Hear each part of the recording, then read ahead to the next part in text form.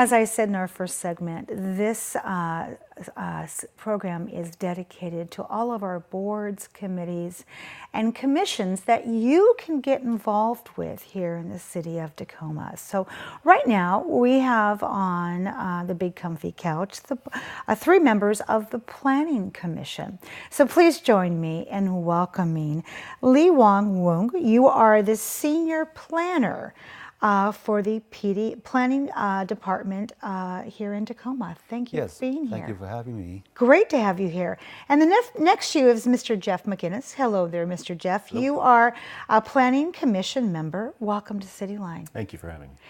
My pleasure. And then rounding out the couch here is Mr. David Horne. You are also a Planning Commission member. Good morning and welcome. Good morning, thank you.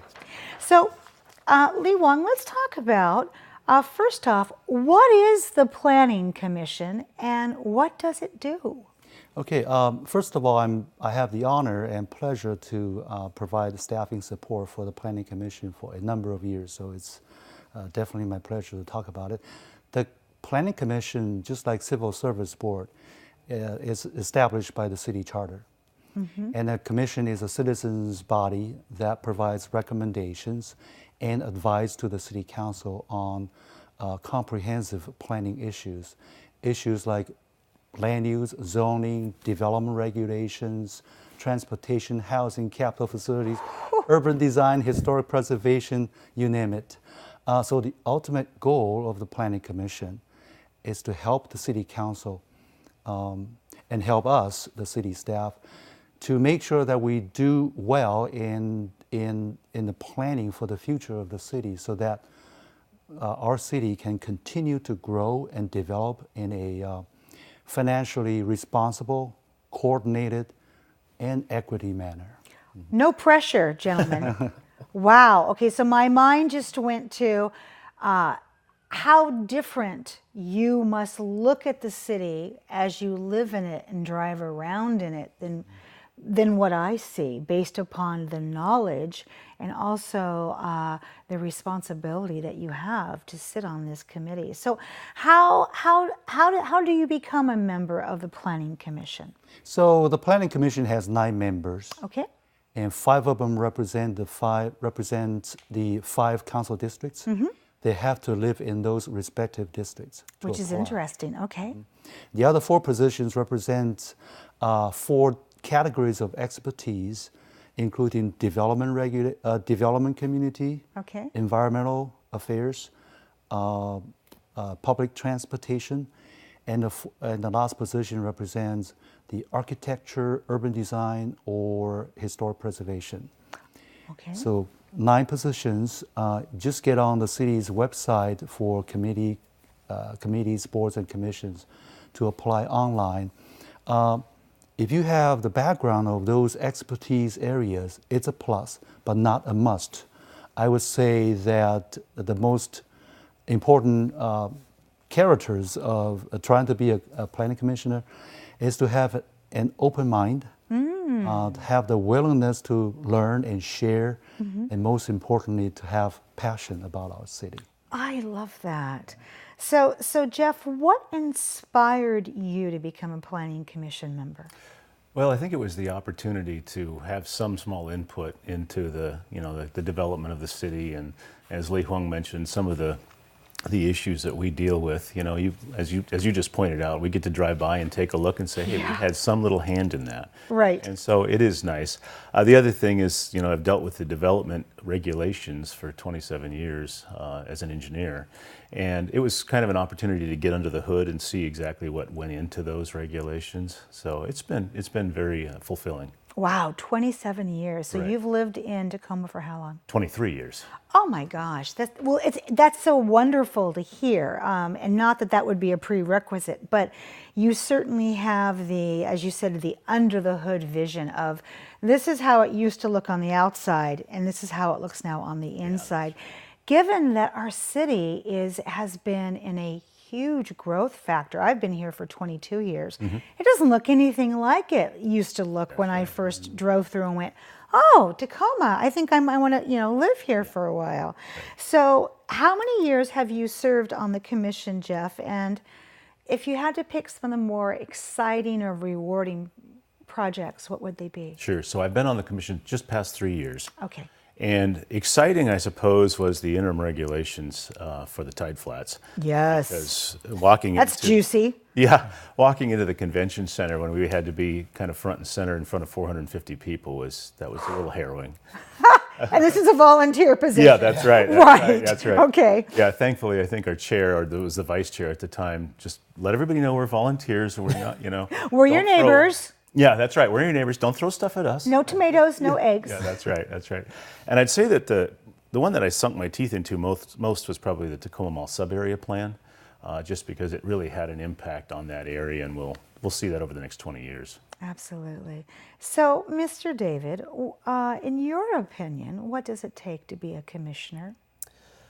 I think it takes a lot of work and a lot of willingness to learn new things, like Lihuang said. Yeah. There's a lot of issues that I'm not familiar with. I don't have the background or the expertise, but I'm willing to reach out to other members, to staff, to do my own research to figure out kind of what these mean, what it means for the city, and then kind of hearing comments from the public and incorporating those into my own thought process and the issues themselves. So tell us, what do you do in the day job? Yeah, I'm an environmental consultant, geologist for Burns McDonnell. I love that. Yeah, so it's a lot of looking at the environment, specifically impacted sites to some degree.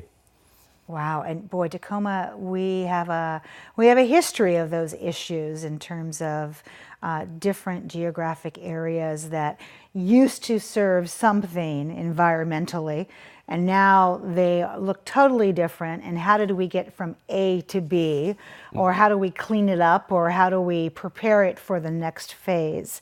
So when you talk about understanding the issues, do you have to read a lot and study and know a lot to be on this commission?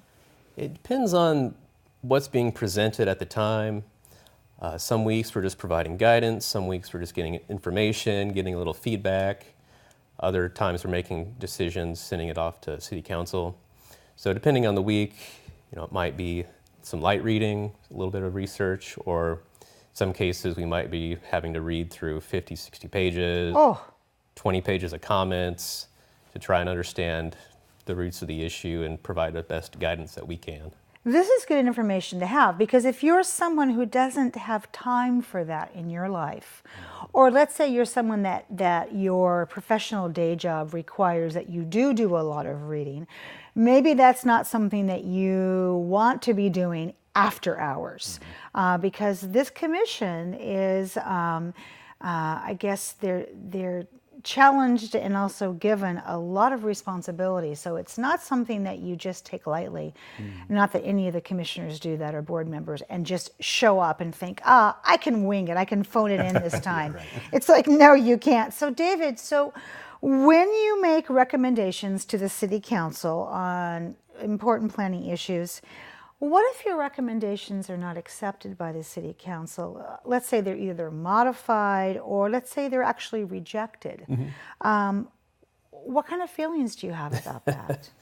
That's certainly not unheard of. We recently were going through the same thing. We sent something off and it's getting modified now, and we'll see what happens to it by the end. But we're just volunteers, we're just an advisory council. It may not feel very good that all this hard work we put into these decisions, they're changing it, but they might have different information, they might have new information, and they're really, the City Council has to listen and respect their constituents, and that's who they're answering to. So if they need to change it for their own reason, then that's fine.